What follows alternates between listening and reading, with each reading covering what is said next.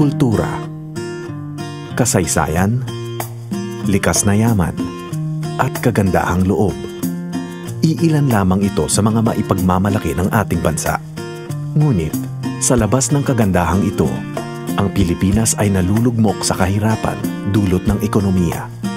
Marami tayong pangarap, ngunit sa kahirapan ng ating bansa, meron pa bang paraan para makamit ito? Gusto ko maging engineer. Gusto ko maging psychologist. Gusto ko maging professional basketball player. Gusto ko maging nurse. Gusto ko maging criminologist. Gusto ko maging teacher. Sa totoo, medyo hindi maganda yung economic situation na kinaharap ng bansa natin ngayon. Because of poverty, maraming mga kabataan ang hindi nakapag-aral.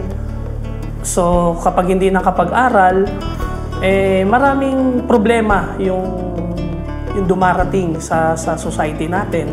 Since the very beginning, it called my attention the poor children going around in the street. We have to work with those children in the street, those not going to the school. Because one thing is that they are hungry, that they are thirsty, that they are dirty. All those things are true. But the most important for me, the most important thing is the future of these children. We have to educate them.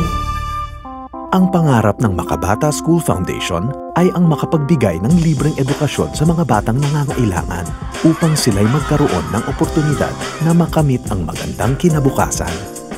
Sa tulong ng mga donasyon, natutugunan at nabibigyan sila ng daan na matupad ang mga hangarin sa buhay. I got my scholarship sa Meralco Foundation Institute. Yung tingin ko noon, ganun lang kaliit yung nagagawa sa akin ng education kasi hindi ko alam yung effect nun in the future. The only thing na sa tingin ko nag-feel ang mga tao sa future is because they didn't plan ahead eh. So, given a chance na eto scholarship para sa'yo, why not grab it? Education kasi, it's something that is worth investing. Baka kasi sobrang nanghihinayang sa taon. Pero I'm telling you, sa ilang taon na yon, lahat ng may experience mo doon, lahat ng magigain mo doon, sobrang worth it eh. Kasi yung effect niya, it's for long term. Yung sa enrollment na, kinakabahan ako kasi nung una nakita ko yung tuition fee namin, nasa 25,000. Tapos sabi ko, inisip ko, saan ko kukunin to? Tapos, yun, sinabi na lang nila sa akin na hindi ka naman problema sa tuition fee. Yung feeling ko kasi noon, parang di may paliwanag, natatakot na anong gagawin ko sa first day. Dumating sa punto na high school na kami. Tapos yung dalawa high school na rin. Ang laking tulong ni Mama Rosa sa amin kasi kung wala siya, hindi siguro kami nag-aaral dalawa. Sa kasalukuyang sitwasyon ng ekonomiya, mas kinakailangang magsikap para magkaroon ng magandang kinabukasan.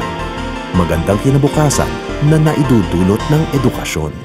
I'm working now in an IT enterprise company. I'm working in 2 departments, purchasing and in logistics department. Marami kasi akong makilala na nagtapos lang high school. Nung nagkaroon naman sila ng work, mga nakikita lang nila, puro kontrata lang, gano'n. Mga months lang din, mawawala na sila ng trabaho.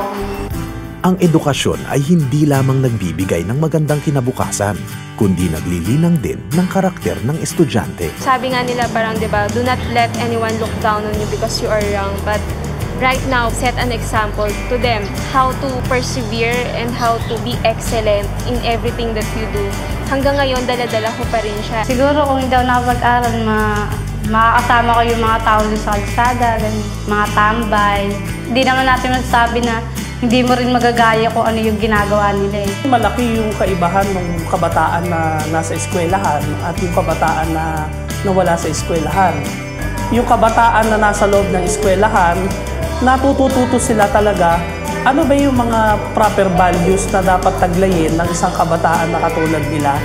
Like yung pagiging magalang, pagiging masunurin, yung pagrespeto sa kapwa nila at sa mga bagay-bagay na nakapaligid sa kanila. Para sa mga graduate ng Makabata, hindi imposibleng makakuha ng kurso at makatapos. Ang importansya ng edukasyon ay nakikita kung paano ito nakakapagbago ng buhay. Hindi lang sa isang estudyante, pati na din ang kani-kanilang pamilya. Yung bala ko, ipagawa yung bahay namin, tapos maayos na yung buhay namin. Hindi na si mama maglalabada. Itong pag-aaral ko, ito para sa kinabukasan ng pamilya ko at sa magiging anak ko in the future.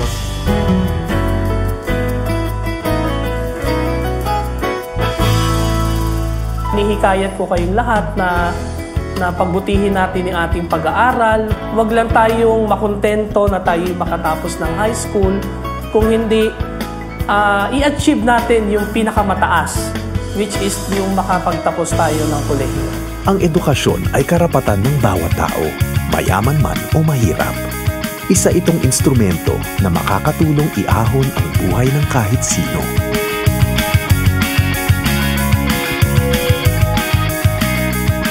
Inaanyayahan namin kayo, ang mga estudyante ng Makabata School Foundation, na ipagpatuloy ang inyong pag-aaral. Dahil sa lipunang kailangang umunlad, edukasyon ang solusyon.